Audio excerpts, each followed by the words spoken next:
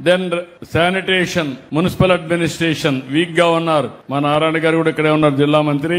ఇక్కడ ఏమయ్యా బాలేవయ్యా, మళ్ళా మైనస్ అయ్యావు బాగా. చిన్న సబ్మిషన్ నువ్వు హుషారుగా మాట్లాడుతున్నావు కానీ పని మాత్రం కనపడాలి నాకు. సార్. హౌసింగ్ అన్ని కూడా క్లీన్ చేసుకున్నాం సార్, బాగుంది సార్. ఈ ఆపరేషన్ క్లీన్ స్వీప్ లో భాగంగా ఇప్పుడు మనం సిటీని క్లీన్ 4% మైనస్ లో ఉన్నావు, అది ఉండడానికి వీలు లేదు. Very clear. లేటెస్ట్ 4.03. నువ్వు పాత రికార్డు చెప్తాను, నేను కొత్త రికార్డు కూడా యాడ్ చేశాను. ఇది నువ్వు నన్ను ఇంకెక్కడ ఇచ్చేలేదు. రేపో ఎల్లుండో సర్ప్రైజ్ కూడా వస్తా, గ్రామాలకే వెళ్ళిపోతా, నేరుగా వాళ్ళనే కూర్చొని పెడతా, వాళ్ళతోనే మాట్లాడతా. ఒక బస్సులో మిమ్మల్ని కూడా ఎక్కించుకొని వెళ్తా.